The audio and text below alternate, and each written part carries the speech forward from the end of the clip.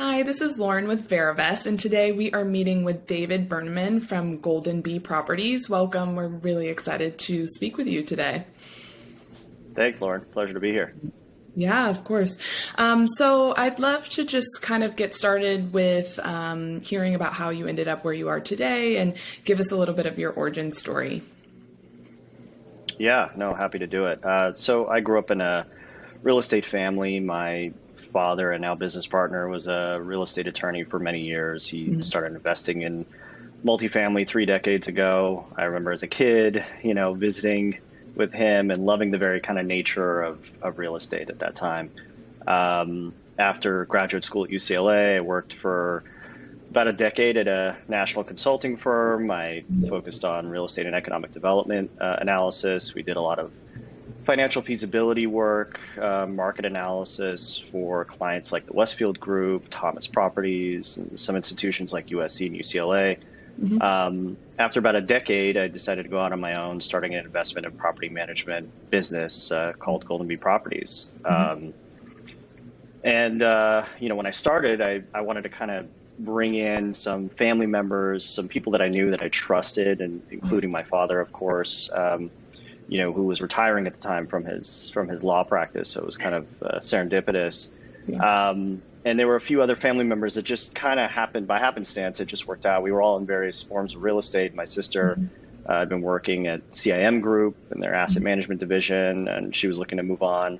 My brother had successfully completed a half dozen spec single family homes over the years and was looking to expand and get into the multifamily space. And so we kind of congealed and put our expertises together and created a vertically integrated real estate investment firm. Yeah, that's great. I love a family oriented company and brand. That's really great. Right. Yeah, absolutely. Yeah. So explain to me how you source deal flow and kind of what your acquisition strategy is. Yeah, so we've sort of created a localized area of buying over the past decade, and we've sort of become, I'll call it, sought after buyers by the local brokerage community. Generally speaking, brokers come to us giving us insight on a variety of off-market pocket listings. They know we can close fast, and we're serious buyers. So our strategy from the beginning has always been to kind of buy in these sort of pockets where most others don't or won't go into. So we've been pretty active and bullish in workforce housing over the years, focused on Class B and C properties. Both where there's immediate cash flow, but also opportunity to add value. So that's kind of been our strategy over the last decade. Yeah. And tell me what markets you choose to operate in and why. So Los Angeles is our primary market. We're headquartered here. As I mentioned, born and raised in LA, know it inside and out. We kind of had the adage from the beginning that we didn't want to asset manage or property manage anything that wasn't within a car ride of our office. So since the beginning, we've sort of stuck with that. We really, really take pride in having an on-the-ground approach to our asset management and property management. Yeah. We know our tenants, we know our vendors. We're not promoters of assets and third-party markets that we just don't know well. So that's our primary market. We do have one other market that we're in, that's Las Vegas. Okay. We started investing there by buying portfolios of single-family homes right after the financial crisis. Right. At the time, we were buying stuff for $40,000 to $70,000 a house, and we realized that replacement value on those homes was $200,000 to $250,000 when we got our insurance policies. So we dove deeper into that market as a result, and since then we've sort of transitioned into purchasing low-income housing tax credit deals, multifamily space. Yeah. How'd you decide to go into the Vegas market as well too during that time? So a little bit of serendipity, also, just thinking again, wanting to be a close proximate market that we can drive to, we can get to with relative ease from Los Angeles. We didn't want to be, getting on a plane to go anywhere. That was part of it. The other part was that we had a a close family friend who was there and started buying single family homes at auctions and started letting us know about the process. And we were like, wait a minute, this seems like a no brainer. So it was a great opportunity to get into another market for us. Yeah, absolutely. And tell me a little bit about your investment philosophy. How do you determine whether a deal is worth doing or not? Yeah, I mean, it all comes down to the numbers for us. We do in-depth market financial feasibility analysis before doing any deal.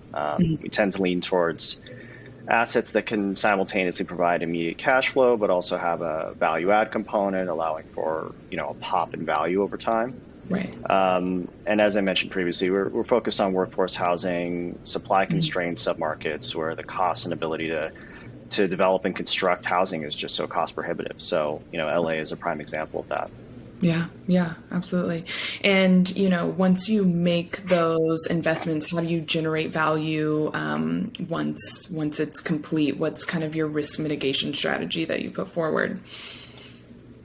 So in terms of kind of creating the value, it sort of depends on the business strategy, of course, for the asset. We generate value by doing a variety of things. They can range from, full-blown gut jobs of a building to simple as updating leases, bringing rental rates to market.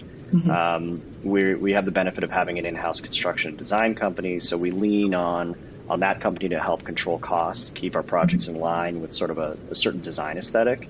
Yeah. But aside from controlling costs, I'd say from the risk mitigation perspective, being vertically integrated with this in-house property management, in-house construction, we make a point of doing monthly reporting across the different departments. So we're able to kind of see everything from top to bottom, and we're able to review rent collections, operating expenses, capital improvements. Me and my asset management team, we review the reports each and every month. And then we kind of report back to our other departments, the accounting, maintenance, construction, leasing, depending on what the issues are. And, we're sort of, I would say another thing to add is that we're also always rigorously kind of analyzing our ability to return capital to investors by any means necessary. And most of the time it's by virtue of a refinance or a sale. And at any moment in time, we're doing multiple refinances and sales simultaneously. So that's another way in which we kind of push and jumpstart return of capital back to our investors. Yeah, absolutely. That makes sense.